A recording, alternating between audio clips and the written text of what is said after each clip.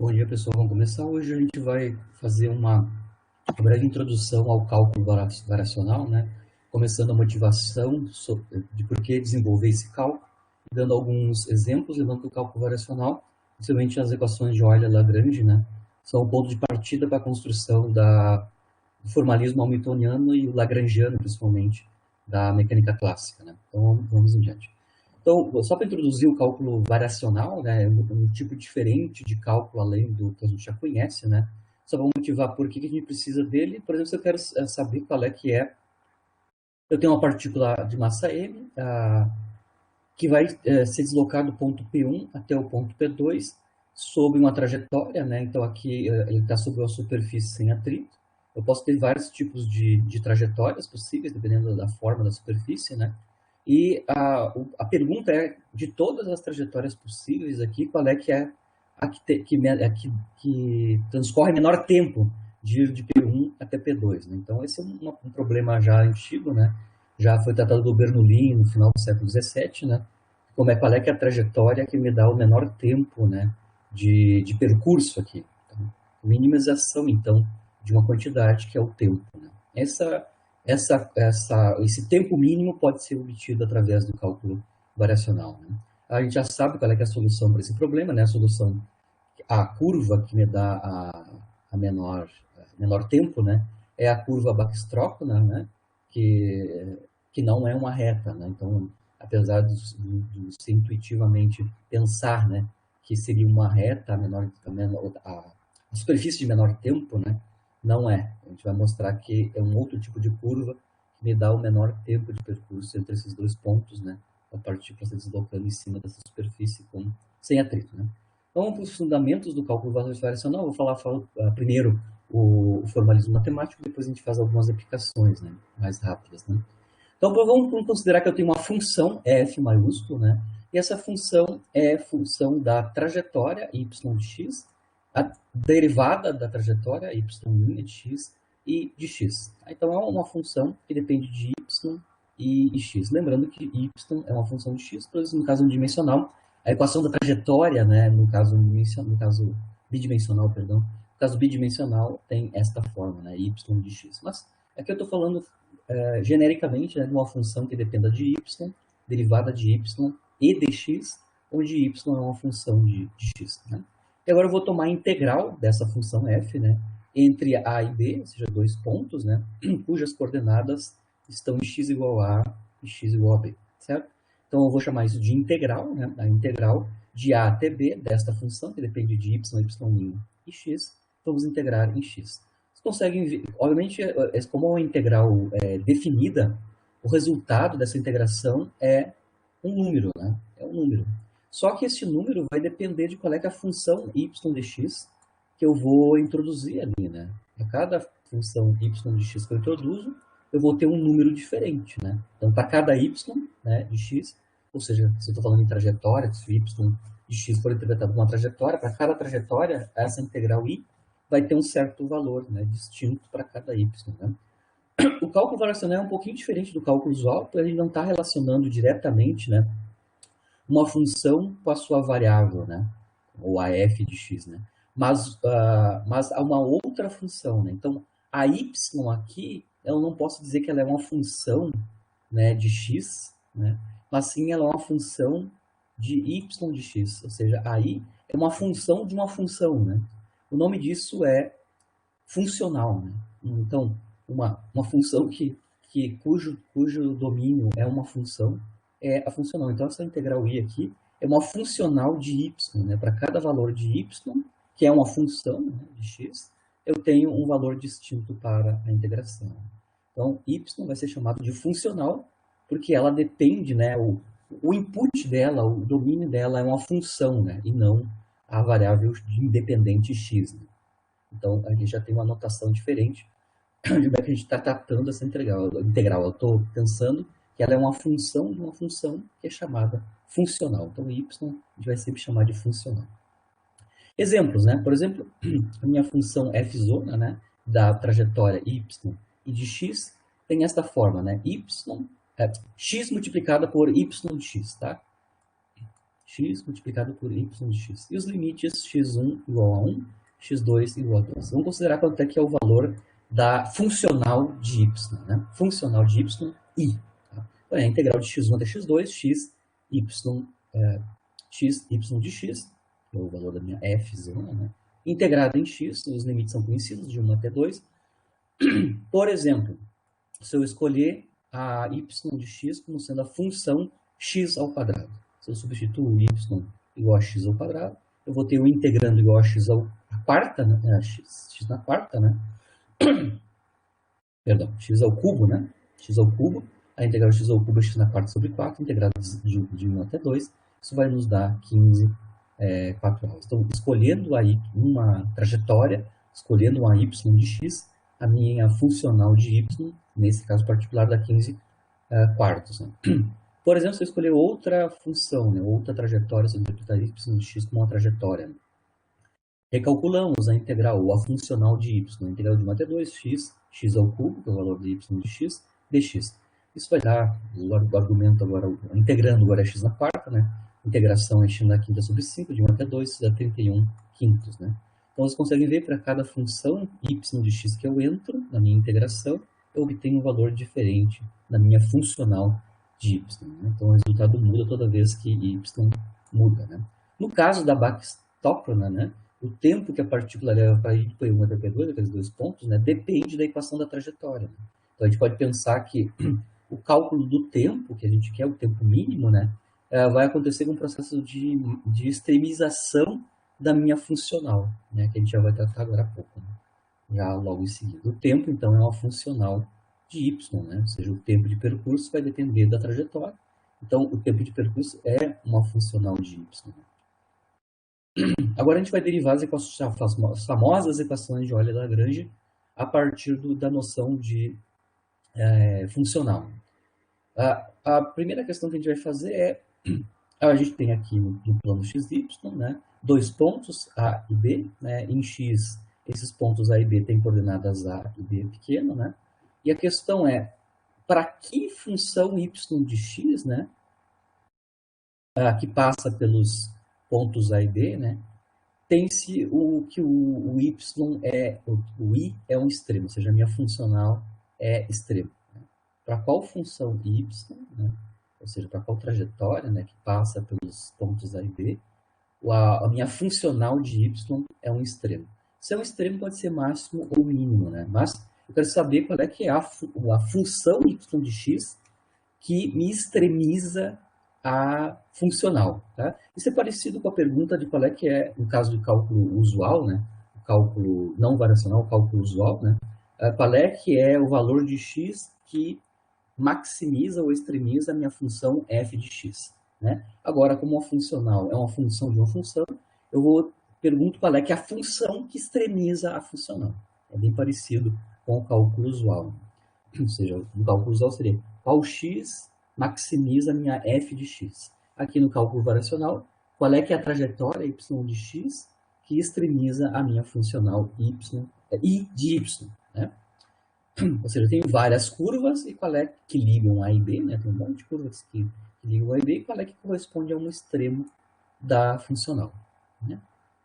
Então, com analogia, só para lembrar como é que a gente faz a determinação do x que extremiza uma função de uma variável, né, no cálculo usual, né? No cálculo diferencial usual, né, a gente sabe que para determinar qual o valor de x a função y de x terá um extremo, a gente dá um acréscimo, né, infinitesimal a x e procuramos o x que dá a variação de y nula. Né? Então, no cálculo usual, se eu estou com a função y de x, né, eu vou calcular, faço um incremento, né, ou seja, eu calculo dy, né, dy, e calculo então y em x mais dx e menos y de x, e eu quero que essa variação de y seja zero. Ou seja, para qual x a variação é nula em y. Ou isso é igual ao teste da derivada primeira, né? Se eu usar esse argumento aqui, dividir ambos os lados por dx, né, a gente vai ter a derivada primeira de y relativa a x, zero, que é a condição de extremização, né? Ou seja, o teste da derivada primeira a gente faz quais os pontos extremos, são aqueles onde a derivada da função y de x é zero, né? Isso corresponde, então, os x onde a variação de y é nula, né? Explicitamente. Né? Então, essa é a condição que a gente utilizaria lá no cálculo usual, né? Para obter os x que corresponde aos extremos da função y de x. A gente quer que a variação de y seja nula, fazendo um incremento, né, de dx e calculando a variação com esse incremento dx, e aí a gente obtém quais os x que satisfazem esta condição. No caso da funcional, é parecido o conceito, né? Só que o acréscimo não vai ser na variável independente, vai ser na função que a funcional depende, né? Então, ao invés de incrementar x, a variável independente, a gente vai incrementar a curva, né? A função y de x, ou seja, vai incrementar a trajetória, né? Cuja funcional é dependente, né? Então, passamos para a curva infinitesimalmente mais próxima, né? Ou seja, eu tenho a minha curva original, y de x, a trajetória original, y de x, e vou incrementar ela por um aumento infinitesimal na minha curva, né, mais próxima. Né? E procuramos qual é que é a variação, né, da funcional. Aqui eu não vou usar DI, mas vou usar ΔI, ou seja, ΔI é a notação para variação da funcional, quando eu adiciono, né, uma curva infinitesimalmente mais próxima da minha curva original. E, obviamente, calcular qual é que é a trajetória, né, y, que extremiza a minha funcional. Então, aqui eu só estou fazendo um gráfico, né, no plano XY, né, eu tenho a minha curva original y de x, né, e aí eu vou adicionar uma curva infinitesimal mais próxima, né, curva infinitesimalmente mais próxima. Obviamente, isso é uma outra curva, né, que é a minha curva y mais ΔY. Né? Então, é uma curva nova em que eu adicionei uma curva infinitesimalmente mais próxima a partir da original y de x. Bom, se eu quero calcular qual é que é o extremo da funcional, né, a gente vai, com analogia com o cálculo usual, né, a gente quer saber qual y nos dá a variação da funcional nula, como no cálculo diferencial usual, né, a gente quer saber o x cuja variação da função y é zero. A mesma coisa aqui, a variação da funcional sendo zero, qual y vai corresponder a esta extremização. Né? Por exemplo, se eu estou com uma função que a princípio, né, a f-zona depende só da equação da trajetória, né, y de x, e da variável dependente x, né, e dois pontos A e B. Né? Como é que eu vou calcular a variação da funcional? Né? Então, eu vou construir a minha funcional I, a minha funcional I depende de y, originalmente a minha função que depende de y só depende de y de x, né? Então, a integral de A até B em x da função que depende de y e de x, e y depende de x. Né? Y de x é a trajetória, é a função da trajetória e da variável independente x. Né? Com analogia com o cálculo diferencial, como a gente fez aqui a delta, né? a diferencial y, né? A diferencial y, a gente tomou y, calculou em x mais dx, menos y de x. A mesma coisa a gente vai fazer aqui, né? Então, a funcional, para eu calcular a variação da funcional, a funcional vai ser calculada em y mais dy, lembrando que y é uma função, né? Tá? Y mais dy menos i de y. Então, esse é um incremento no argumento da funcional, que é a trajetória. Pego uma trajetória próxima, né? Infinitesimalmente próxima, e comparo com a original. Lembrando que essas funcionais aqui, individualmente, são escritas em termos das integrais definidas, né? A até B, integrais em x, e os argumentos, claro, só vão mudar, né? O argumento aqui da minha f-zona, nessa primeira funcional, o argumento é y de x mais delta y de x, ou seja, um incremento na curva original, né? Lembrando que o delta aqui é para diferenciar o delta está fazendo distinguindo do infinitesimal, né? Porque aqui esse delta corresponde a uma variação da função y de x. Né? Bom, e menos a funcional original.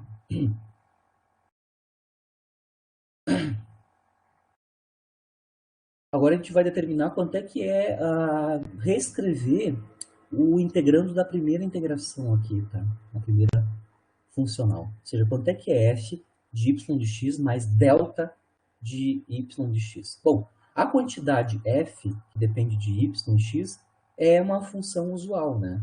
Então, calcular quanto é que é f de y mais delta y e x, basicamente no cálculo diferencial, como a f zona é uma função, né? No cálculo diferencial, se eu tenho uma função de x e eu calculo a derivada dela em x, né? Pelo processo de limite, né? O limite, quando o incremento vai a zero, da diferença, né? Da razão da diferença, né? De x, da f calculada em x mais h, menos f de x, sobre h, eu consigo identificar que esta função aqui, né? Está conectada com a derivada dela, né? Ou seja, a del f del y, né? É a diferença entre a f calculada em y mais del y, menos f de y, né? Dividido por del y. Então, é muito parecido com o processo da derivada, obviamente, assumindo que o del y é um incremento pequeno. Então, basicamente, a gente pode reescrever a função que está no integrando da primeira funcional aqui, quando eu estou calculando a variação na funcional. Basicamente, é a própria função calculada em y e x, né? Mais a derivada da f relativa a x, a y, né? Parcial, né? Derivada parcial de f relativa a y, del y. Tá? Então, essa é uma outra maneira de escrever o integrando. Tá? E automaticamente vocês conseguem ver que eu tenho um cancelamento. Quando eu introduzo esses dois termos aqui, né? O primeiro termo vai cancelar com a segunda integração e resta apenas o termo que envolve a derivada da f relativo a y parcialmente e, claro, o del y. Né? Então, a variação da funcional, a gente pode mostrar que ela é dada pela integral de a até b da derivada da f relativo a y, parcialmente, né? Derivada parcial de f relativo a y, a variação da curva del y, né? Delta y dx. É uma outra maneira de escrever a variação da funcional. Agora vamos analisar o que está dentro do integrando, né, da definição da variação da funcional. Vamos analisar o caso onde a minha função, né, f zona, não depende só de y, mas sim de y' também. Tá? E eu quero calcular qual é que é a variação. Lembra que esse caso que a gente fez, né, ou seja, essa expressão que a gente obteve é quando a função f zona depende apenas de y e de x. O y é uma função de x e x. Agora eu vou generalizar. Qual é que é a variação da funcional, né? Qual é que é a variação da funcional se a minha função f zona depender de y, derivada de y e x. E aí eu vou calcular qual é que é a variação da minha funcional. Bom, da mesma forma que o caso anterior, né? A variação da funcional, então, é a diferença, né, da funcional calculada na função y e na função y' incrementadas pela curva mais próxima, né? E de x. Então, aqui vai ser a diferença da funcional calculada em y mais delta y e y' mais delta y'. Então, eu pego as curvas infinitesimalmente mais próximas, tanto de y quanto de y' de x, né? E comparo com a funcional original, né? A gente pode mostrar o processo exatamente o mesmo que vai dar no caso anterior, né? No caso, aqui, além da integração que a gente já obteve no caso anterior, que envolve a derivada da f relativa a y, se eu repetir o mesmo processo, né, para reescrever a f calculada em y' mais delta y', o que eu vou obter é um termo muito parecido com esse, claro, mas claro com a derivada da f relativa a y' e a delta está calculada em y'. Então, comparando com o caso anterior, vai ter um termo adicional, né, que envolve então a derivada da f relativa a y', delta y' integrado em x. Então, essa diferença aqui é muito parecida com o caso anterior. A única modificação é a introdução de um termo muito parecido, mesmo a forma funcional, né, mas que envolve a variável y', ou a função y', deriva f relativa a y' e o incremento, né, infinitesimal da função y'. Então, a gente tem a variação da funcional no caso onde a função f zona depende de y e y'. Vamos desenvolver um pouco esse último termo aqui, né? O termo que envolve o y'. Aqui é um pouquinho mais complicado, então eu vou focar na integral de a até b, del f, del y', incremento, né, variação da função y' integrada em dx, né? Lembra, o que eu tenho aqui, lembra del y', lembrando que y' é a dy dx, né? X é a variável independente, y é uma função de x. Então, del y' significa a variação da derivada de y dx, né? Certo? Lembrando que o dx aqui pode cancelar com o dx da integração definida, né? Então, eu ainda posso reescrever esta integração como desta forma, né? A integral de a até b, del f dy', né? E aí sobrou aqui, depois que eu cancelei os dx, né? Sobrou delta de dy, né? Delta de dy. Agora vamos tratar esse delta, ou variação de dy, né? Como os operadores delta e a diferencial, né, são totalmente independentes, né? O delta é uma operação em que x não varia, né? O delta é um incremento numa função, né? E o d, a diferencial, né, tem a ver com a variação da variável, né? Então elas são independentes, essas operações, o delta e a diferencial, né, usual do cálculo, né? Então a gente pode trocar a ordem, aqui tem a ordem d primeiro sobre y, depois a delta, a gente pode trocar a ordem. Então, delta de dy, como está aqui, né, pode ser escrito como a diferencial da delta de y. Esse é um ponto. Então, a gente reescreve, né, aquela integração ali acima, né? Então, eu posso reescrever minha integral original que eu estou analisando, né, como del f, del y', d, né, troquei a ordem, d, delta y, né? Bom, essa integração que está aqui, né, ela pode ser resolvida por partes, né? O que eu tenho nessa integração aqui, basicamente, é a integral de a até b da função u dv, né? Eu tenho a integral de a até b, u dv. Isso, pela integração por partes, né, é o v calculado de a até b menos a integral de a até b, v du, né? Identificando quem é u e quem é v, né? O u, para mim, é o del f, del y', né? E o dv, né? O dv é o d delta y. Então, tá claro quem é o v, né? O v é o próprio del y. Então, por integração por partes, a gente tem esta integral é o v, então é a del f del y', vezes v, né? Que é o delta y, né? Calculado de a até b, menos a integral de a até b, o v, que é o del y, du, ou seja, a diferencial da u, que é a derivada de f relativo a y. Então, integrei por partes, né, a integração que eu estou analisando, né, essa daqui, que é o segundo termo da minha variação da y, no caso geral, onde a minha função f depende de y e y'. Lembrando que, no nosso caso, todas as nossas curvas, né, elas coincidem, né, todas as nossas curvas coincidem, né, nos pontos A e B, ou seja, em x igual a A e x igual a B, todas as minhas curvas, ou seja, todas as minhas y de x, todas as minhas trajetórias, né, equações de trajetória, em A e B, elas são iguais, né, todas elas convergem nesses dois pontos, né. Isso é importante porque a gente vai poder cancelar, né, vai zerar esse primeiro termo aqui da integração por partes, né?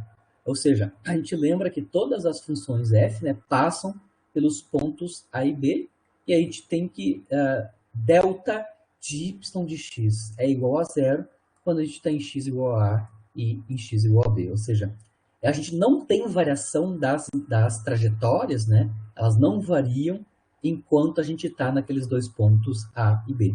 Então, o delta y é zero em x igual a A e x igual a B. Ó, então, aqui a gente teria o cálculo, a gente deveria calcular, né? O delta y, né? Delta y calculado em A e em B. Mas a delta y em A e em B é zero, né? Porque a variação da função y de x nesses pontos é nula, porque todas as curvas convergem nesses dois pontos, né? Certo? Então, eu posso reescrever, né, que a integração que eu estava interessado em fazer, que é essa daqui, né, original, a até b, del f, del y', delta y' dx, pode ser escrita só como o segundo termo aqui na minha integração por partes, que é menos a integral de a até b, delta y, a derivada a diferencial de del f, del y'. A diferencial de del f, del y', pode ser escrita como d dx, desse argumento dx. Né? Então, outra maneira de escrever essa diferencial aqui. Né? Então, del u eu posso escrever como del u dx. Du eu posso escrever como du dx dx. Né? É isso que eu estou fazendo aqui. E aí, finalmente, a gente conseguiu obter o resultado que a gente quer para o segundo termo da variação da funcional quando eu faço o incremento infinitesimal em y e em y'. Né? Retorno o valor dessa integração aqui no segundo termo que a gente estava interessado, né? E aí vamos obter finalmente a forma funcional, né? Qual é que é a forma da variação da funcional, né? Onde ela depende de y e y'. Né? Então, substituindo o que a gente obteve aqui no segundo termo, ou seja, substitui este resultado no segundo termo, a gente vai obter, então, finalmente, que a variação, né, a delta da funcional, vale a integral em x de a até b, a del f del y, menos dx, d dx, del f del y', delta de y de x dx, certo? Então, eu sei quanto é que é o cálculo da variação da funcional, né, se eu faço incrementos infinitesimais na curva y de x, ou seja, um incremento na trajetória. Pego a trajetória mais próxima, né, infinitesimalmente mais próxima, e eu calculo a variação. Bom, lembrando que delta de y de x, embora infinitesimal, pequenininho, né, é uma função arbitrária de x. Né, é uma função arbitrária de x.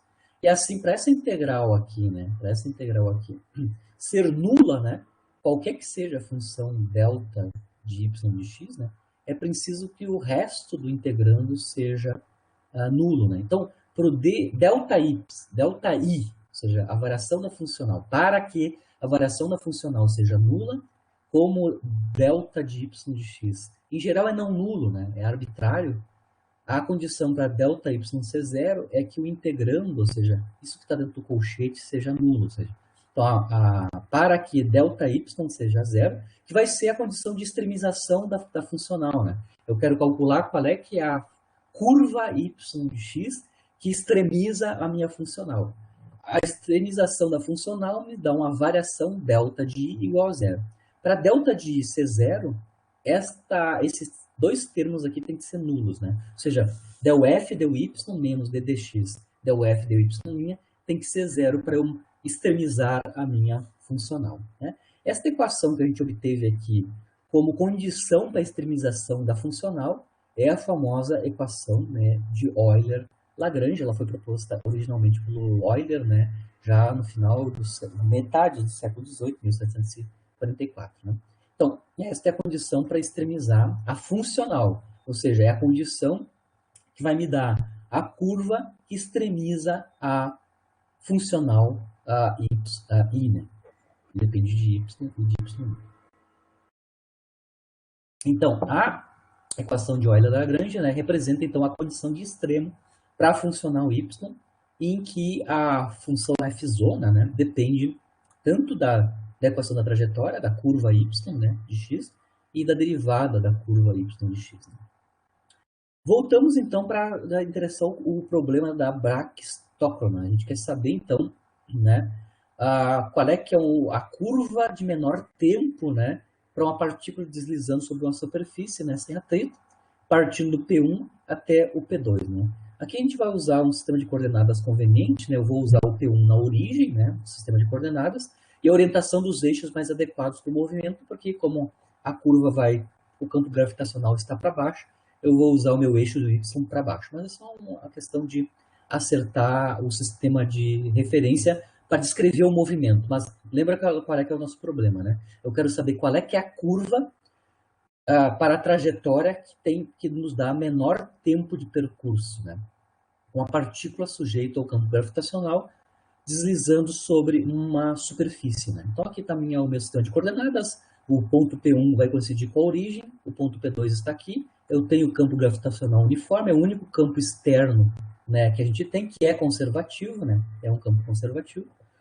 Aqui eu tenho o meu elemento de comprimento da trajetória, né, que é o ds. Então, ds é o elemento infinitesimal de comprimento sobre a curva da trajetória, né, sobre a curva da trajetória.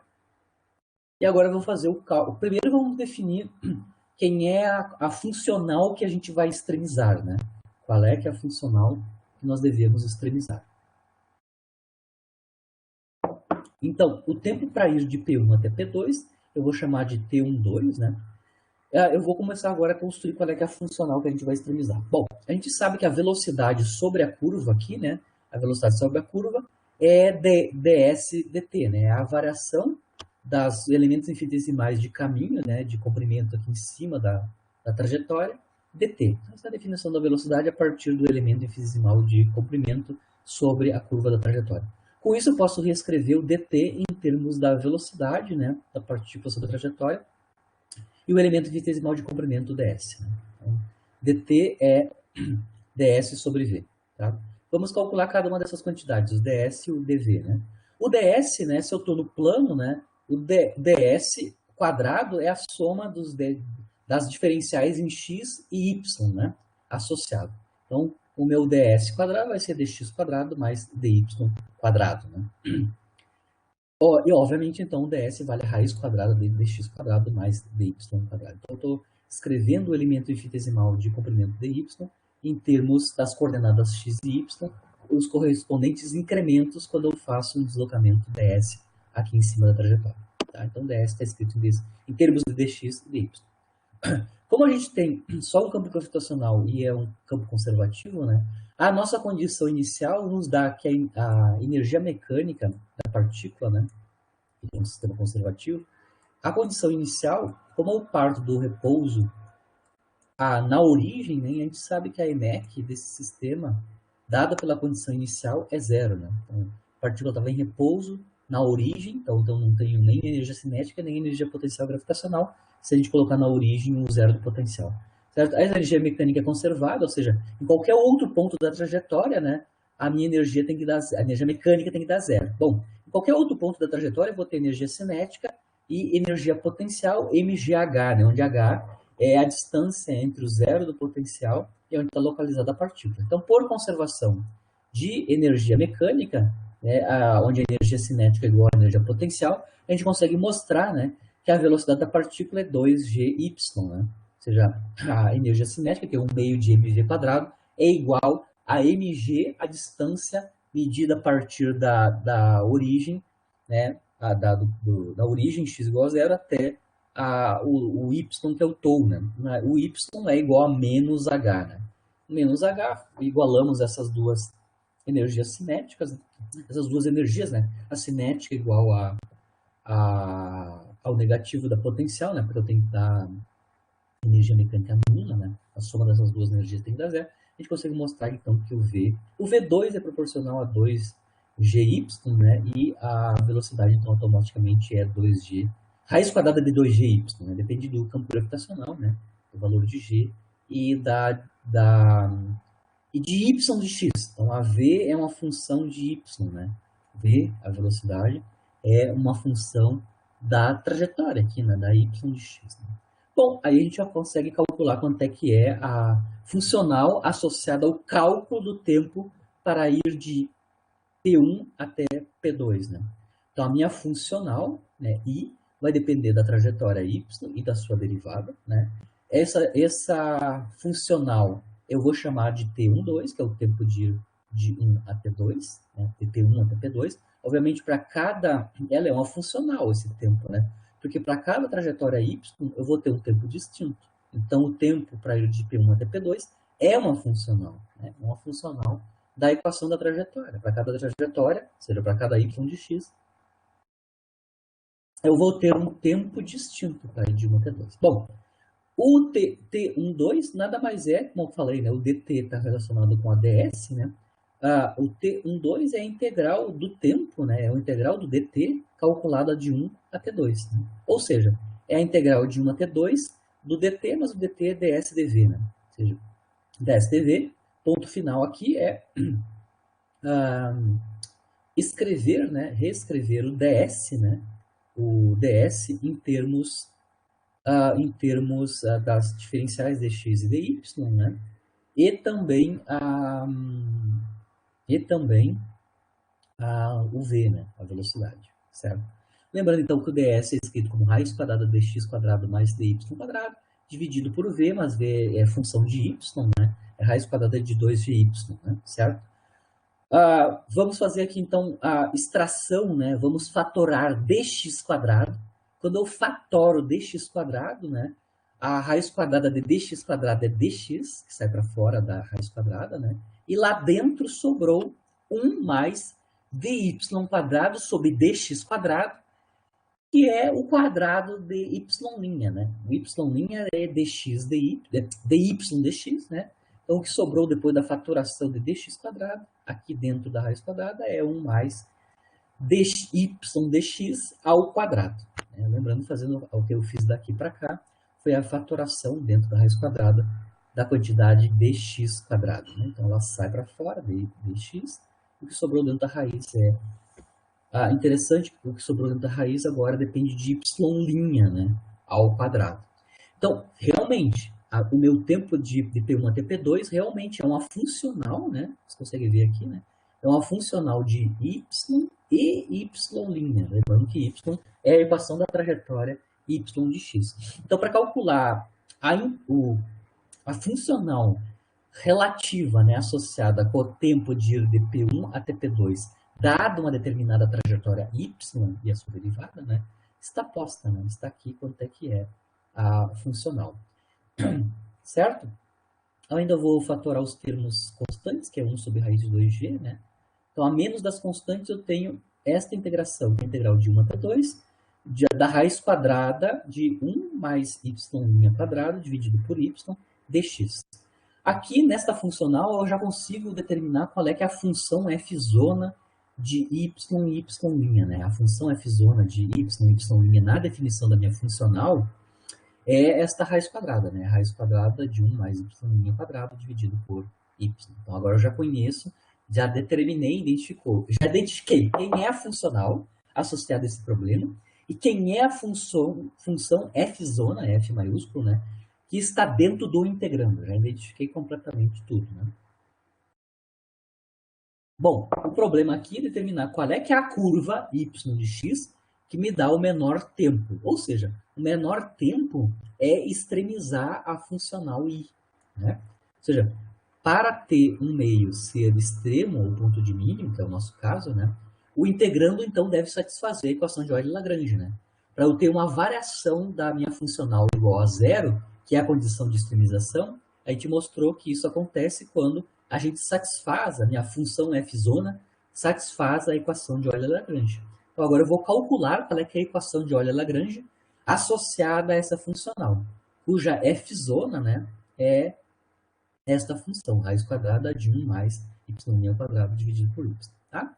Então, para a gente construir a equação de Euler-Lagrange, que vai dar a função que vai extremizar a minha funcional associada, né, a gente precisa calcular duas derivadas, né? A gente precisa calcular a derivada da f' relativa a y e a derivada de f, da f' calculada a derivada relativa a y'. Né? Então, começando, del f, del y. Né? É a derivada parcial relativa a y da f', que é a raiz quadrada de 1 mais y' quadrado sobre y. Né?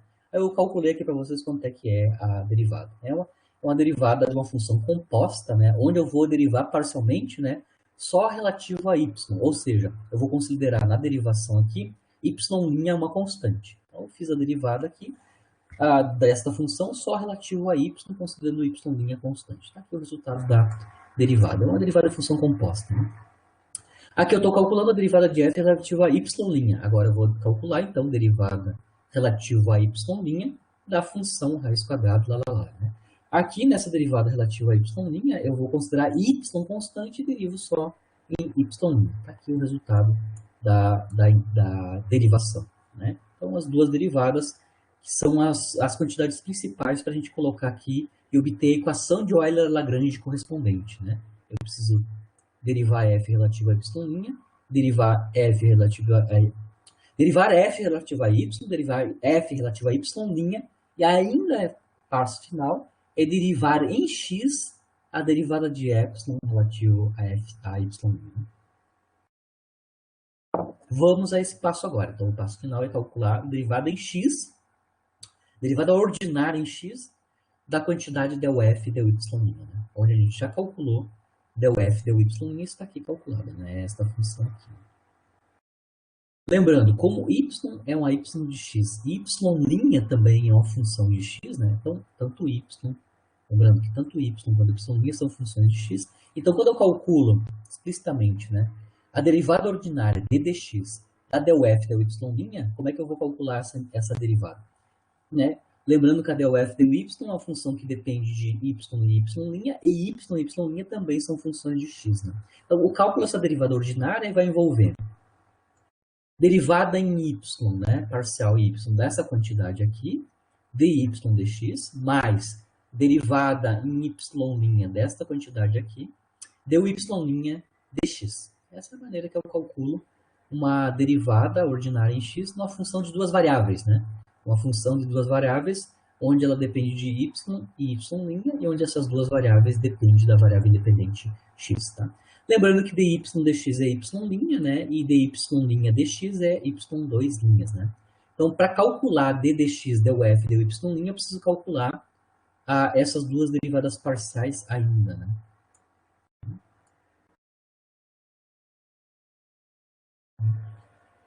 No final das contas, a gente já calculou uma delas. A del f del y' nós já calculamos, né? Falta calcular ainda a derivada Perdão.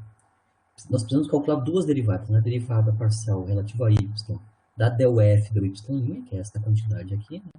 Então, primeiro a gente vai derivar esta quantidade aqui em y, também derivar ela relativa a y'. Vou colocar aqui nesses dois termos, né? Bom, calculando aqui explicitamente a del y, né, derivada parcial relativa a y, da quantidade df del y', que é esta quantidade aqui que nós calculamos anteriormente. Tá? Ou seja, é calcular relativa a y a função esta aqui. Né? Bom, eu calculo, tá aqui todo o detalhamento, tá?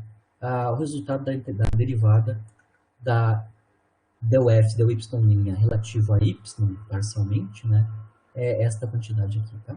Também estou calculando quanto é que é a derivada relativa a y' da del f del y', né, a derivada em y' da mesma quantidade, esta mesma quantidade aqui, né, que é o del f del y'. Calculamos a derivada. Ela é bem extensa de calcular, né, função complicada, né, de y' e y', né, e finalmente conseguimos calcular quanto é que é a derivada. Bom, com essas duas derivadas, né, da del f del y' relativa a y e y', substituímos essas duas derivadas aqui, né, para o cálculo, né, da equação de Euler-Lagrange. Isso é o segundo termo da equação de Euler-Lagrange. Né? A equação de Euler-Lagrange, que dá a condição de extremização, é esta equação. Então, aqui a gente está calculando os detalhes do segundo termo, né? Então, substituímos aquelas derivadas que eu acabei de calcular ali, aqui, e obtemos quanto é que é o resultado do segundo termo da equação de Euler-Lagrange. Aqui está a equação de Euler-Lagrange, né? É del f del y menos d dx df del y' igual a zero. Então, obviamente, essa igualdade é verdadeira, correspondendo à equação de Euler-Lagrange, né? A derivada de f relativa a y é igual a d dx del f del y'. Né? Colocando do lado esquerdo e do lado direito as quantidades que a gente já calculou, né? Do lado esquerdo, del f del y. Né? Aqui, ó, del f del y, nós já calculamos.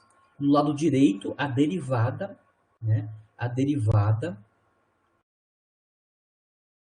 em x da del f del y. Né? São esses dois termos, né? Onde a gente vai ter que multiplicar por y' e y2' o resultado das duas integrais que a gente calculou explicitamente aqui.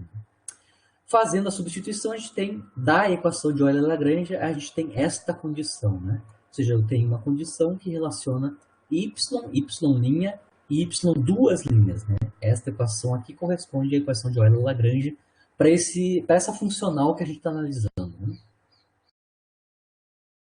Bom, a gente vai fazer um tratamento aqui desta igualdade, dessa equação. Obviamente, o que eu obtive aqui como resultado da equação de Euler-Lagrange é uma equação diferencial, né? Apesar de estar muito complicada a forma que está aqui, né? Dá para ver que é uma equação diferencial. Eu obtive uma equação diferencial, né? Uma equação diferencial de segunda ordem, né? Eu tenho y2', eu tenho y', ao quadrado, então já é uma equação diferencial não linear, né? Equação diferencial não linear em y, né? E também função de y, né? Então, dá para ver que é uma equação diferencial de segunda ordem complicada, inclusive não linear, né? Porque eu tenho um termo quadrático na derivada primeira de y, né? Mas, veja bem o que eu quero fazer, né? A condição de extremo, a curva y de x, que me extremiza a funcional, é solução dessa EDO, tá? Dessa equação diferencial ordinária, né? Não linear em y.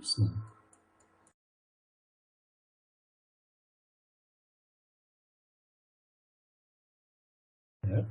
Então, a equação de Euler-Lagrange está dizendo que a curva ou a trajetória que extremiza a minha funcional, que é o tempo de percurso, né, vai ser solução dessa equação diferencial ordinária, né, que é y de x, em,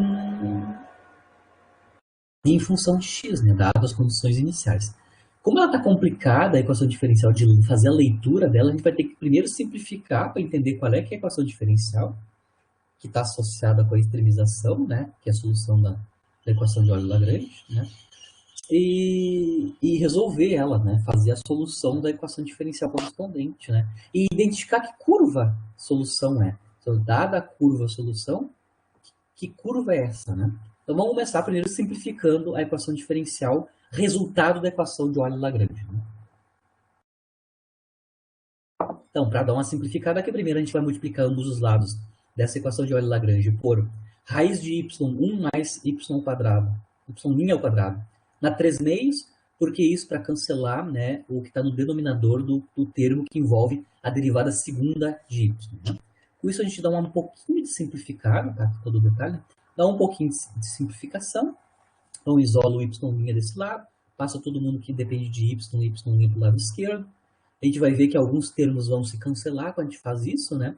E eu dou uma enxugada, obviamente, na equação diferencial que eu vou ter que analisar, né? É esta equação diferencial. De novo, dá para ver que é uma equação diferencial não linear, de segunda ordem em y, né? Então, dessa forma que está aqui, a gente passa o 1 mais y' ao quadrado para a esquerda, já rearranjamos, e aí chegamos finalmente na equação diferencial que advém da equação de Euler-Lagrange, que extremiza a minha funcional associada ao tempo mínimo, né, de percurso. Tá? É essa a equação diferencial, né?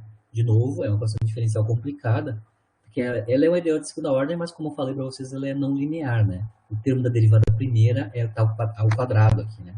Então a gente vai ter que fazer algum tratamento, né, dessa equação diferencial não linear, de maneira que a gente consiga ou reduzir de ordem ou tentar se livrar desse termo quadrático para a gente conseguir resolver usando as técnicas de resolução de equação diferencial que a gente já conhece, né? Então, eu vou fazer um passo agora em diante, eu vou tentar dar uma simplificada na minha equação diferencial original. Lembrando que se eu resolver essa equação diferencial, eu vou obter a curva y de x, ou seja, a trajetória y de x, que extremiza, né, o meu tempo, tá? Então, eu vou só trabalhar aqui o detalhe de como é que eu vou reescrever essa equação diferencial de maneira que a gente recaia numa equação diferencial que a gente conhece, ou seja, simples de resolver. Né? Então, a primeira coisa que a gente vai fazer é fazer mudança de variável. Né? Eu vou mudar...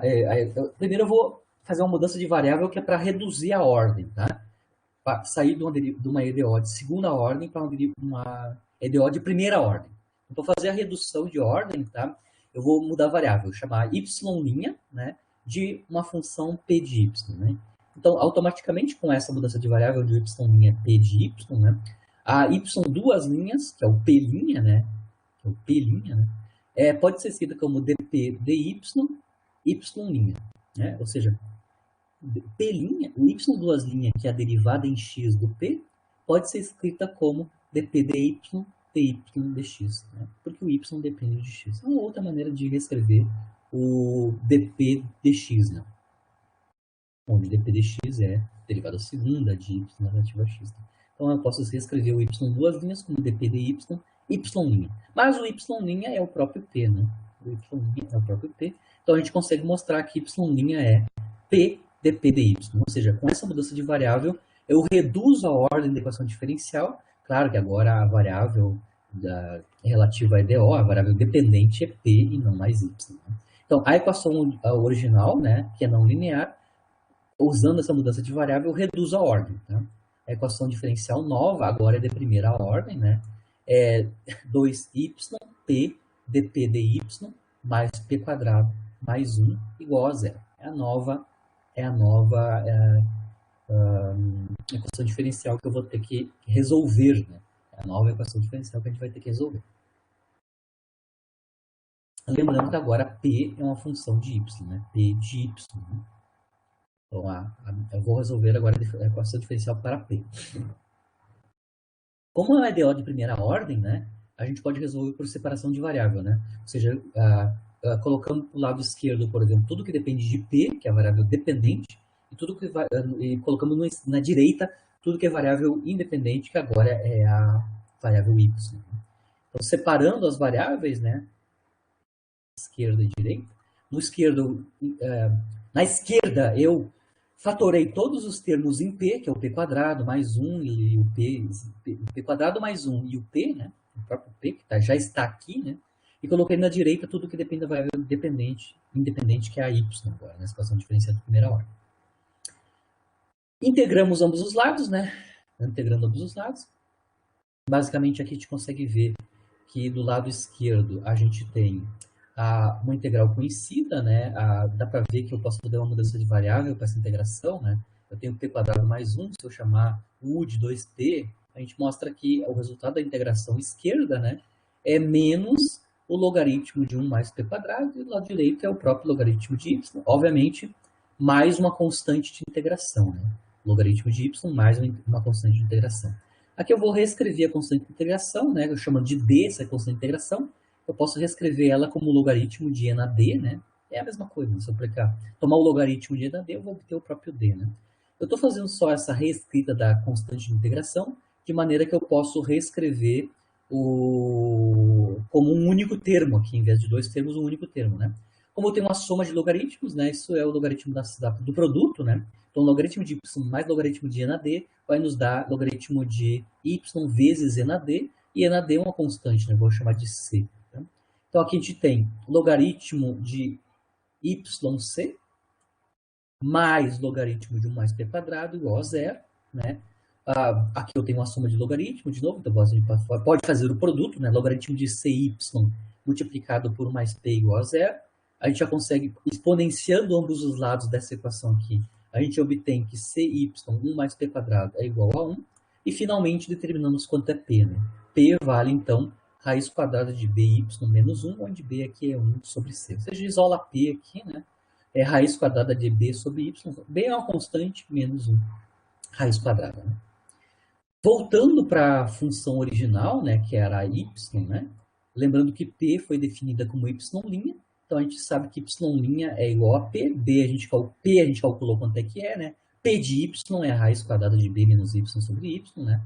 Lembrando que y' é a derivada de y relativo a x, então a gente vê que dx dy, né, é o inverso desta criatura aqui, né? É o inverso desta criatura, então vai dar raiz quadrada de y sobre b menos y. Essa equação diferencial aqui, né? É um EDO de primeira ordem, tá? Ou seja, eu já consegui obter um EDO de primeira ordem, né? Que vai me determinar quanto é que é y de x. A solução dessa EDO de primeira ordem vai me dar a curva que extremiza a funcional, ou seja, vai me dar o tempo, a curva y de x que me dá o tempo mínimo de trajetória. Né? Então, mais explicitamente, vamos tentar resolver essa equação diferencial aqui, né, de primeira ordem, né? dy de x igual a uma função de y complicada que está dentro da raiz, né? Então, para calcular explicitamente o y de x, de novo a gente vai ter que fazer uma mudancinha de variável, porque tem um problema aqui dessa equação diferencial de primeira ordem, é a raiz quadrada, tá? Então, a gente vai fazer mais um procedimentozinho de substituição de variável para tentar obter a solução dessa EDO de primeira ordem em y de x, né? Então, a mudança de variável aqui é y igual a u quadrado, então, se y é igual a u quadrado, dy du é 2u, e reescrevemos, então, dx dy, né? Dx dy pode ser escrito como dx du, du dy, né? Então, eu estou reescrevendo quanto é dx dy em termos da variável nova u, né? Dx dy, dx du, du dy. Né? E do lado direito, né, a gente vai escrever y em termos de u, né? Então, y em termos de u, lembrando que y é o quadrado, não? Então, quando a gente substitui y igual ao u quadrado, aqui em cima a raiz quadrada vai cancelar, né? Eu tenho u, e embaixo a gente vai ter b menos u2. Né? Lembrando que du dy, né? Du dy é o inverso de 2u. Então, é 1 sobre 2u.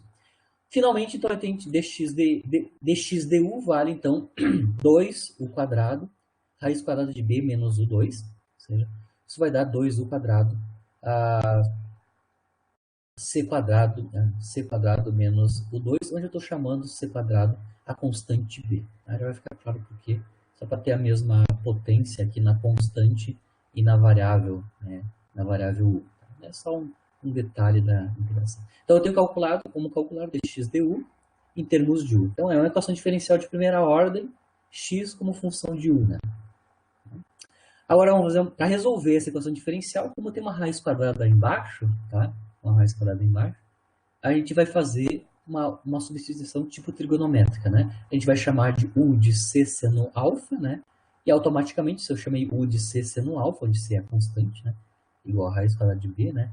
Dx du pode ser escrito como dx de alfa du, né? Então, u é uma função de alfa agora, né? Então, dx du é dx de alfa du. E a equação diferencial que eu acabei de mostrar ali, né? Vai ficar du de alfa igual... Perdão. E aí, se dx du é esta quantidade aqui, né? Dx du é dx de alfa du, a gente consegue calcular quanto é que é du de alfa, né? Du de alfa é derivada em alfa do c seno alfa. É c cosseno alfa, né? Fazendo, então, a mudança de variável de u para alfa, né? A gente vê que esta equação diferencial que está aqui, né? Dx du pode ser dx du igual a 2u quadrado dividido por raiz quadrada de c2 menos u2, pode ser escrita como dx de alfa igual, faço as substituições, né? Dx de alfa igual a c quadrado 1 menos cosseno de 2 alfa, onde eu fiz uso de identidades trigonométricas, etc. Tá? Mas a equação, eu obtive uma equação para x como função de alfa, né? Dx de alfa é c quadrado 1 menos cosseno de 2 alfa.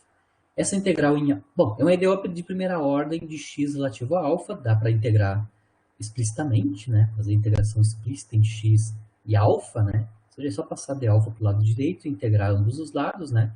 A gente vai obter, então, x é igual a c2, alfa menos 1 meio de seno de 2 alfa, mais uma constante de integração, né? Se a gente voltar esta equação de x como função de alfa para a variável original, vamos retornar tudo para trás, né? Lembra que alfa está relacionado com u, né? Minha variável original u, né? U é c seno alfa, então seno de alfa é u sobre c, né? Então alfa é arcseno de raiz de y, lembrando, só para lembrar, né? U é raiz de y. Seno a menos 1 de a raiz de y sobre c. Então, vamos substituir isso aqui na equação diferencial original. Então, se a alfa é arcseno, se alfa é arcseno de raiz de y sobre c, nós precisamos ainda calcular quanto é que é seno de 2 alfa, né? Seno de 2 alfa pode ser calculada como 2 seno de alfa cosseno de alfa, né? Uma identidade trigonométrica. E lembrando que cosseno de alfa nada mais é que raiz quadrada de 1 menos seno ao quadrado de alfa. Ou seja, eu vou escrever o seno e o cosseno e reescrevo o cosseno em termos de senos, né? Então, ainda, seno de 2 alfa ainda pode ser escrito como 2 seno de alfa, raiz quadrada de 1 menos seno de alfa ao quadrado. Sendo que seno de alfa a gente já sabe quanto equivale, né? Seno de alfa é raiz de y sobre c. Então, substituindo o seno de alfa como raiz de y sobre c, né? Fazendo as simplificações, né? A gente obtém que seno de 2 alfa é 2 sobre c quadrado, raiz quadrada de y, c2 menos y. Substituindo essas duas informações, né? Alfa em termos de raiz de y. Esse é o primeiro caso aqui. E seno de 2 alfa em termos de y, né? a gente tem quanto é que é x em termos de y, né? X em termos de y vale c quadrado alfa, né? Mas o alfa vale arquisseno de raiz de y sobre c, aqui, c quadrado, c quadrado alfa, onde o alfa é o arquisseno de raiz de y, tá? Menos c quadrado sobre 2 seno de 2 alfa. C quadrado sobre 2 seno de 2 alfa. Obviamente, o c quadrado sobre 2 vai cancelar com o 2 sobre c quadrado que está aqui no seno de 2 alfa, escrito em termos de y, né? E sobra, então, como segundo termo, raiz de y, c quadrado menos y, e, claro, mais a constante de integração. A constante de integração é fácil de determinar porque tem as condições iniciais, né? As coordenadas da partícula xy em tempo igual a zero, né? É 0, 0, né? Então, a gente sabe que em tempo igual a zero, x e y são nulos, né?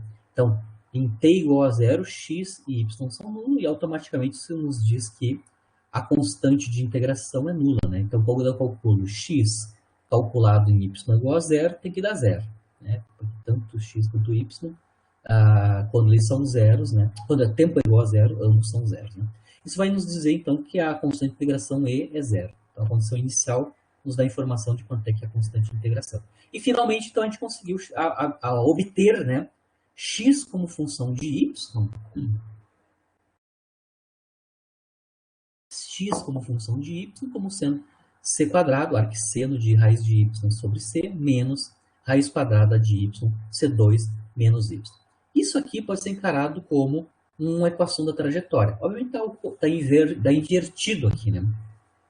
A equação da trajetória, em geral, nós escrevemos y como função de x, né? Y como função de x. Aqui a gente obteve x como função de y. Mas, a princípio, isso aqui está conectado com uma trajetória. É uma equação de trajetória, né? Ao invés de y estar escrito em função de x, x está escrito em termos de y. Ou seja, as distâncias horizontais estão escritas em termos das distâncias verticais. Ainda é uma equação de trajetória. Uma equação de trajetória complicada, quando envolve o arquisseno de raiz de y, né?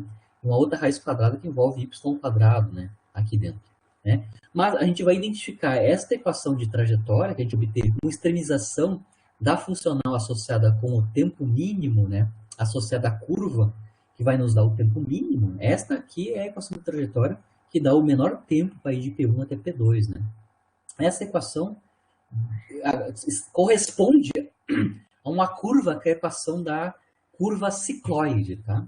Então, a gente vai agora, daqui a pouco, mostrar que esta equação que a gente obteve, que é a equação da trajetória que extremiza a funcional do tempo, né, corresponde a uma curva bem conhecida que é a equação da cicloide. Então, a gente consegue mostrar, daqui a pouco a gente vai mostrar que a curva que minimiza o tempo de trajetória, né, a gente usou o cálculo variacional para fazer isso, né, basicamente usou a equação de Euler-Lagrange, que dá a condição de extremização, né, a gente pode identificar essa equação da trajetória que a gente obteve uma extremização como uma equação da cicloide. Tá?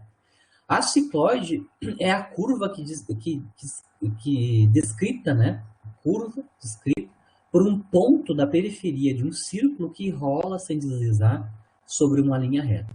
Então, a cicloide é a curva que é determinada por um círculo que rola, né, na superfície horizontal aqui, né? Ou seja, eu pego um ponto do meu círculo, tá?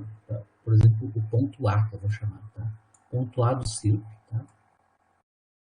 E vou mapeando esse ponto no tempo. Enquanto a roda vai girando aqui, enquanto o círculo vai girando, sem deslizar, eu vou mapeando a localização dele, instante a instante. A curva que aparece como caminho percorrido pelo ponto do círculo, né, para diferentes tempos, me dá a cicloide. Então, a curva cicloide é construída como o caminho percorrido por um ponto, né, do círculo enquanto está deslocando sem deslizamento, né, rolando sem deslizamento sobre uma linha reta. Né? As posições sucessivas do ponto A, um ponto particular do círculo, descreve uma curva cicloide. Tá? Aqui eu estou dando um detalhe, né, das equações paramétricas da cicloide, né, para qualquer tempo. Tá? Então, aqui eu tenho o círculo, né? Aqui eu tenho o raio do círculo R, né? eu estou mapeando, então, para mapear a curva cicloide, eu vou mapear o tempo A, o ponto A, em função do tempo. Tá? Então, em t igual a zero, o ponto A estava na origem, tá? E num tempo t, ele está nessa localização aqui, tá? Então, num tempo t, o círculo girou um pouquinho, né? Ele girou um ângulo θ, né? A partir de t igual a zero. Então, vou supor que em t igual a zero, o ponto A correspondia, então, com o raio do círculo paralelo aqui com a direção x, né? Num tempo t, o meu ponto A está aqui. Obviamente, isso deu um ângulo θ aqui, né? Relativo a vertical, né? Vertical aqui. E aí eu vou fazer geometria, tá? Vou fazer geometria. Lembrando que o tamanho desse arco de círculo aqui, tá? O tamanho desse arco de círculo dá justamente o percurso em x aqui do centro de massa do círculo, né? Centro de massa do círculo, centro do círculo, se deslocou horizontalmente aqui, rθ, que é justamente o tamanho desse arco de círculo, né? Como é que eu calculo o tamanho do arco de círculo sabido do ângulo, né? É a definição de ângulo em radianos, né? Θ é igual ao comprimento do arco de círculo dividido por R, né? Mas o Rθ aqui é justamente o comprimento do arco de círculo, né? Certo? Θ é igual ao comprimento do arco de círculo dividido por R, então R vezes θ é o comprimento do arco de círculo, né? É o R vezes θ é o comprimento do arco de círculo. Né? Então, só para lembrar, θ é igual ao comprimento do arco de círculo, né? CA dividido por o comprimento do arco de círculo é Rθ, que é a distância percorrida aqui em x, né? Pelo centro de massa. E eu estou localizando o y. Bom, as equações de paramétricas do ponto A tá tranquilo de calcular, né? Na geometria aqui da cicloide, né? X, a coordenada x do ponto A, né? X do ponto A, tá aqui, ó. É a distância Rθ subtraído dessa distância aqui, né? Então, ou seja, a coordenada x do ponto A é toda essa distância Rθ subtraído desta distância aqui. Essa distância aqui, basicamente, é o cateto oposto ao ângulo θ, né? Cuja hipotenusa é o raio do círculo. Né? Então, tá tranquilo de como calcular a componente x do ponto A, né? A coordenada x do ponto A. É Rθ subtraído de R, né? R seno θ, que é este comprimento aqui, cateto oposto ao ângulo θ. Então, o x vale Rθ menos seno de θ. Lembrando que as coordenadas x, quando o tempo vai variando, θ vai variando, o x vai variando também. A coordenada y do ponto A, certo? Que é essa distância aqui, né? Bom, ela pode ser calculada como o raio do círculo subtraído esta distância aqui. Essa distância é o cateto adjacente ao ângulo θ. Então, a coordenada y, né, vai ser o raio do círculo subtraído de R cosseno θ, que é este cateto adjacente aqui. Então, R menos R cosseno θ dá a coordenada x do ponto A. Então, aqui as chamadas equações paramétricas da cicloide, né, a gente consegue obter da geometria associada às coordenadas do ponto A. Né? Ou seja, as coordenadas x e y do ponto A dependem de θ, do ângulo aqui, né? E o θ, obviamente, é dependente do tempo. Essas são as famosas equações paramétricas da cicloide. Né? A gente pode escrever, então, x como função de y, né? X como função de y para a equação da cicloide. Ou seja, usando essas equações paramétricas da cicloide, a gente pode escrever x como função de y, que é justamente o que a gente tinha obtido aqui com a resolução da nossa extremização, né? Da funcional, né? X como função de y, eu argumentei com vocês que essa equação que a gente obteve, essa equação da trajetória que a gente obteve, x como função de y, é a equação da cicloide. Então, eu tenho que mostrar que isso é verdade. Né? Então, aqui, usando as equações paramétricas da cicloide, a gente consegue, substituindo θ, né, aqui no x, a gente consegue mostrar aqui uma coisa que dá para ver aqui que, vejam bem, y menos r, né, é igual a cosseno de θ, né? Na verdade, cosseno de θ é 1 menos y, né? Cosseno de θ é 1 menos y. Se cosseno de θ é 1 menos y, a gente tem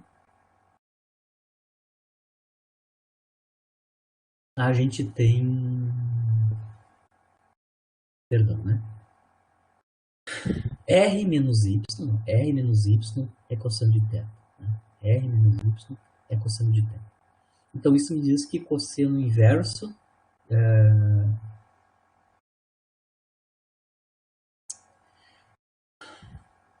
cosseno de θ é R menos y.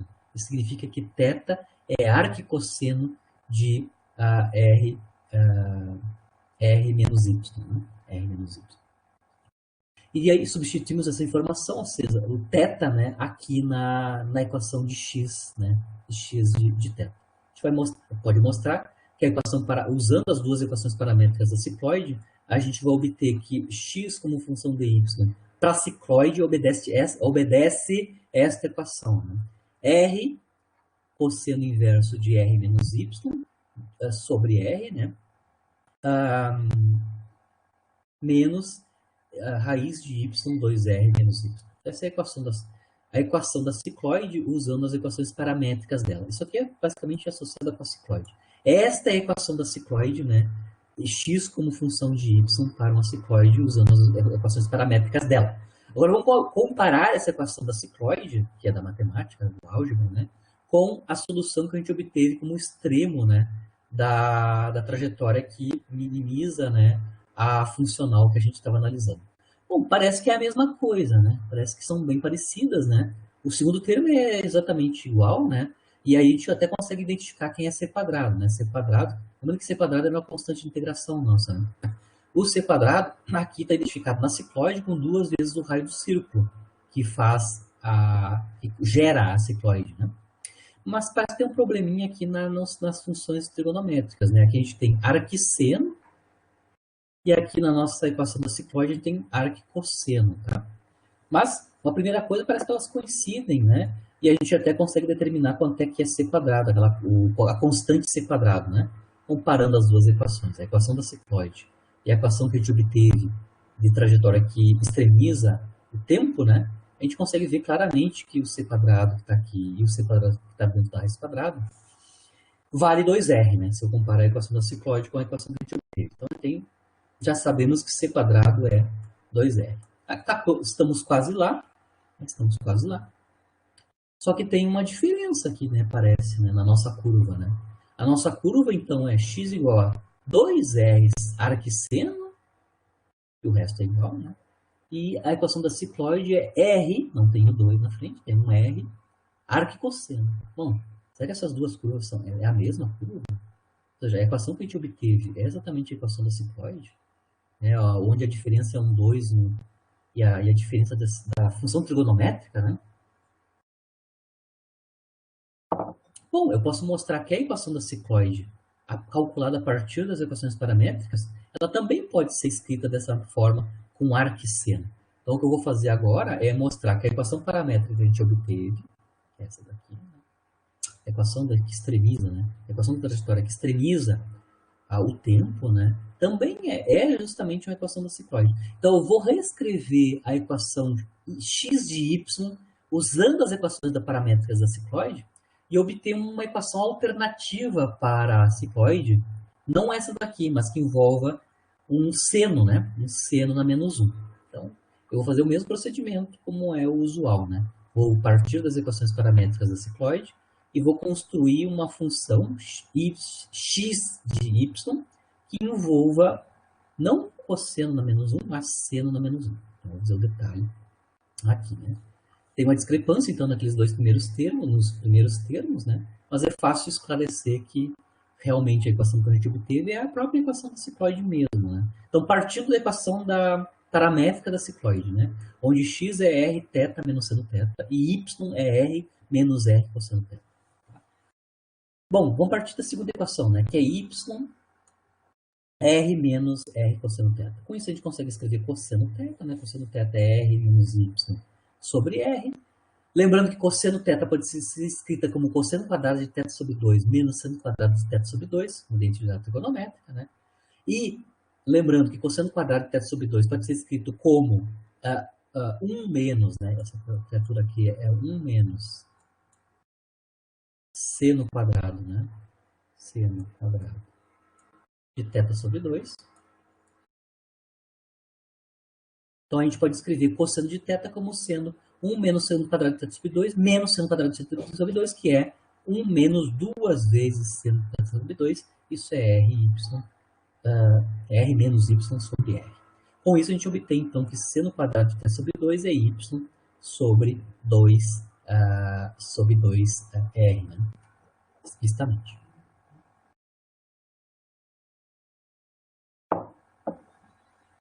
Muito bem.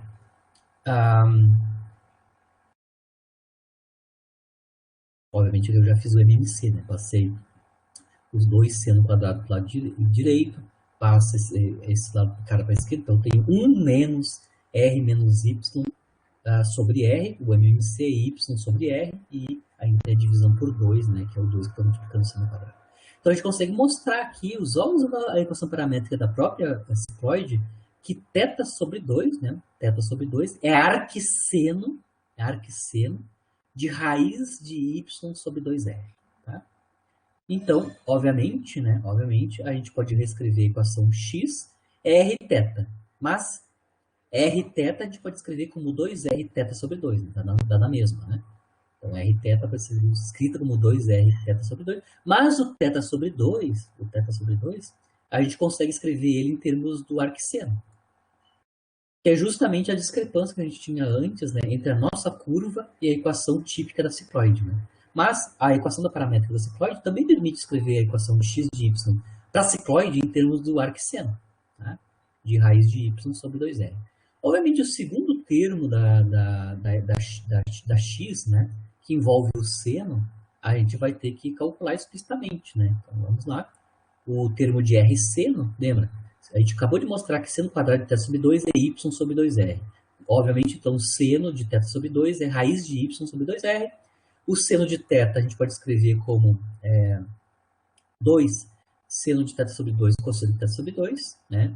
A gente já obteve quanto é que é seno de θ sobre 2, né? Automaticamente, tá aqui, né? Então, seno de θ que aparece aqui, né? Seno de θ pode ser escrito como 2 vezes seno de θ sobre 2, mas seno de θ sobre 2 já sabemos quanto é que vale, né? É a raiz de y sobre 2r.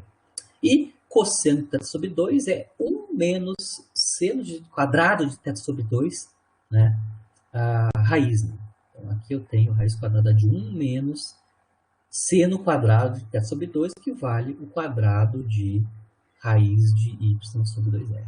E aí a gente consegue obter o segundo termo, que é exatamente o termo que a gente tem lá na nossa cicloide. Então, apesar de ter uma discrepância, quando eu pego as equações paramétricas da cicloide e escrevo ela em termos do seno, arquisseno, né? Aí eu consigo ver que a equação que a gente obteve, né,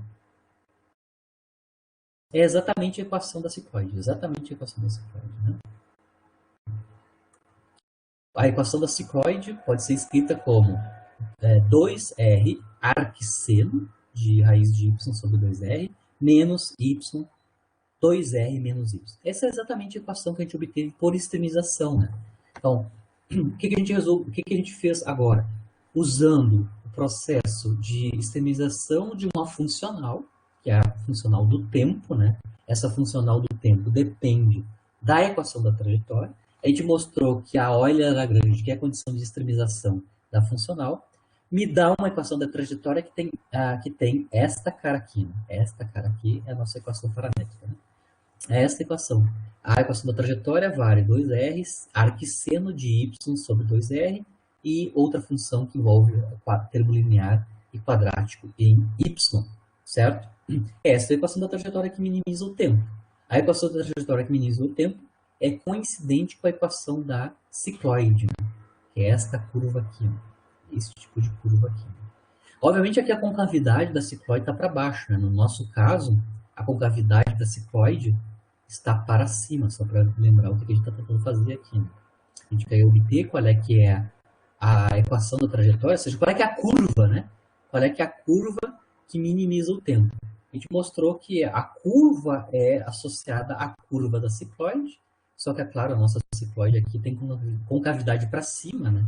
enquanto a curva que a gente estava mostrando aqui na derivação matemática da curva da cicloide, né, a concavidade está para baixo, mas a curva é cicloide. Tá? Então aqui eu mostrei rapidamente, né, rudimentos de cálculo variacional. Então eu defini o que é uma funcional.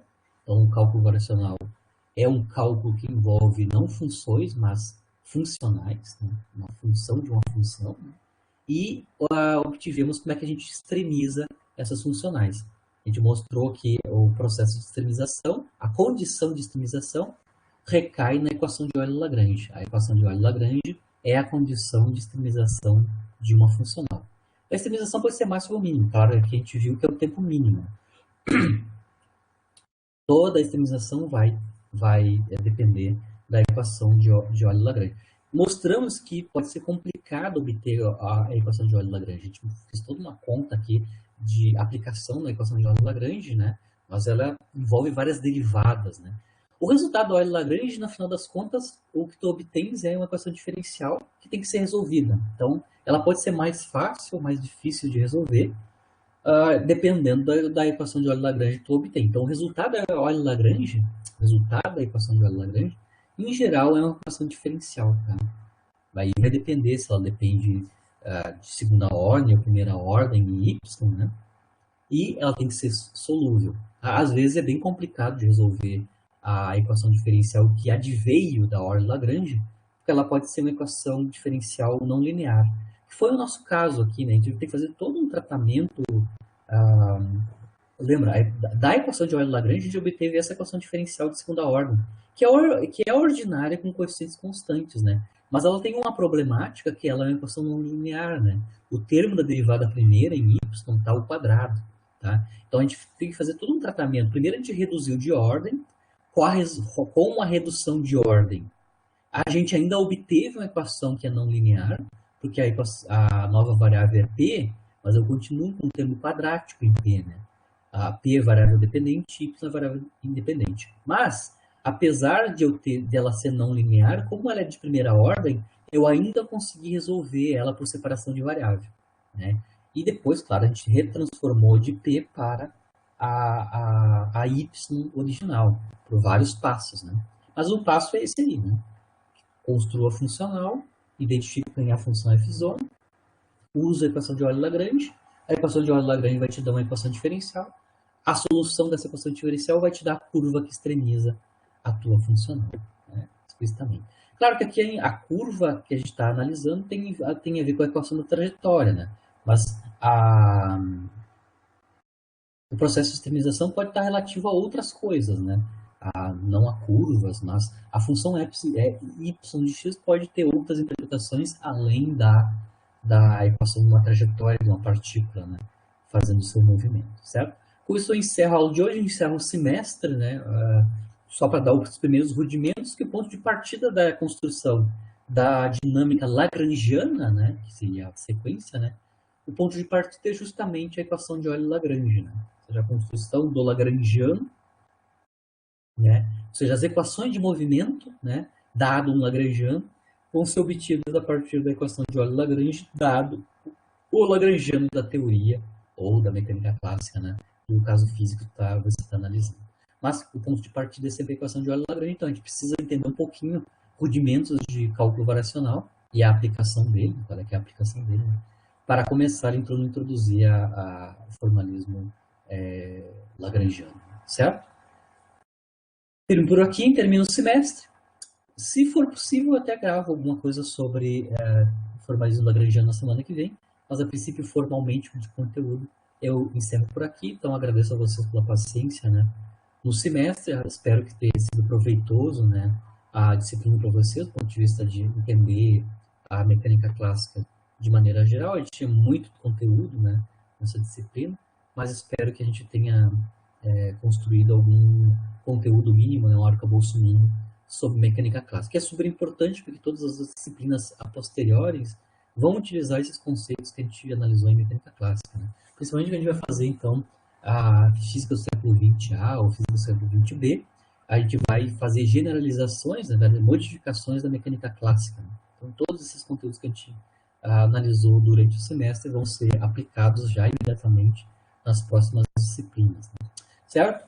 Encerro por aqui, fico à disposição de vocês e até próximo semestre, né, se eu encontrar vocês nos próximos semestres. Tchau, com certeza, acho que vou acompanhar vocês nas físicas do século XX. Tá? Tchau, tchau. Se der, eu ainda gravo alguma coisa de Lagrangiano na semana que vem, tá? Abração.